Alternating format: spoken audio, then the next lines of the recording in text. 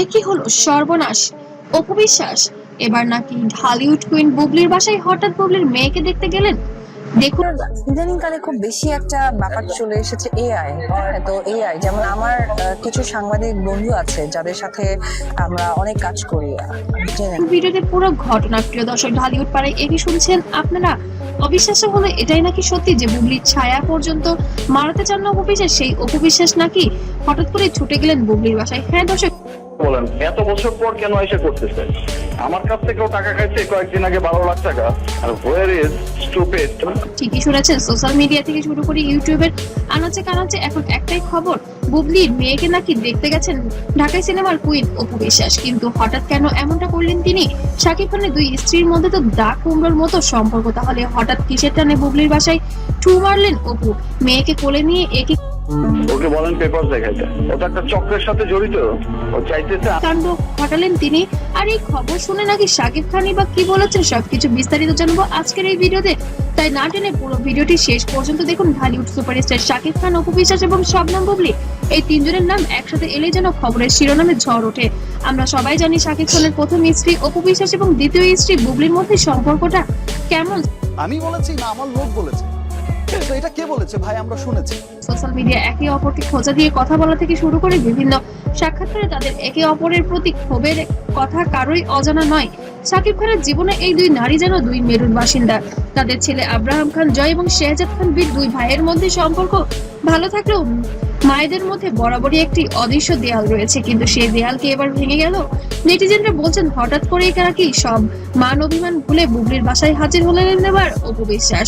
Social মিডিয়ায় সম্প্রতি ছড়িয়ে পড়া কিছু খবর দাবি করা হচ্ছে অপু বিশ্বাস নাকি বুবলির বাসায় গিয়ে এক তো একজনের কাছ থেকে দুজন এই বিষয়টা কিন্তু ছড়ানো হয়েছে। কন্যা সন্তানকে কোলে তুলে নিয়েছিলেন। খবরটি ছড়ানোর পর থেকেই শাকিব ভক্তদের মধ্যে চরম উত্তেজনা সৃষ্টি হয়েছে। অনেকেই বলছেন অপু নাকি বুবলির মেয়েকে দেখে আবেগপ্রবণ হয়ে পড়েছেন এবং তাকে বুকে জড়িয়ে ধরেছেন।